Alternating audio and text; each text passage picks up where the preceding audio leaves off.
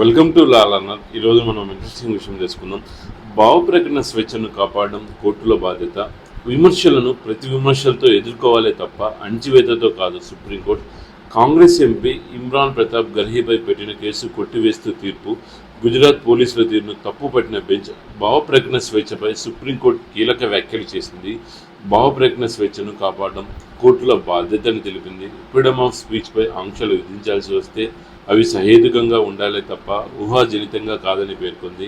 కాంగ్రెస్ రాజ్యసభ సభ్యుడు ఇమ్రాన్ ప్రతాప్ గర్హీపై నమోదైన కేసు విచారణ సందర్భంగా కోర్టు ఈ వ్యాఖ్యలు చేసింది. సోషల్ మీడియాలో ఒక పద్యం పోస్ట్ చేసినందుకు తనపై కేసు పెట్టారని, దాన్ని కొట్టివేయాలని ఇమ్రాన్ సుప్రీంకోర్టులో పిటిషన్ వేశాడు. దీనిపై జస్టిస్ అభయ్ ఎస్ఓకా, జస్టిస్ ఉజ్వల్ భుయన్తో కూడిన డివిజన్ బెంచ్ శుక్రవారం విచారణ చేపట్టింది.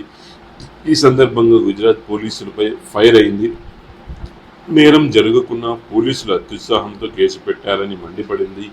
ఇమ్రాన్ పోస్టు చేసిన పద్యం విద్వేషాలను రెచ్చగొట్టేలా, మత విశేషాలను దెబ్బతీసేలా లేదని స్పష్టం చేసింది.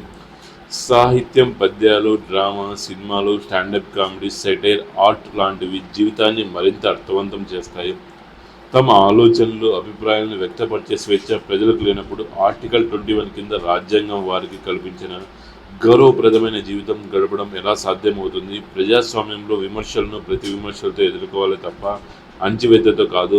ఒకవేళ భావ ప్రకటన స్వేచ్ఛపై ఆంక్షలు విధించాల్సి వస్తే అవి సహేతుకంగా ఉండేలా తప్ప ఊహాజనితంగా కాదని పేర్కొంది. ఇమ్రాన్పై కేసును కొట్టివేస్తూ తీర్పునిచ్చింది.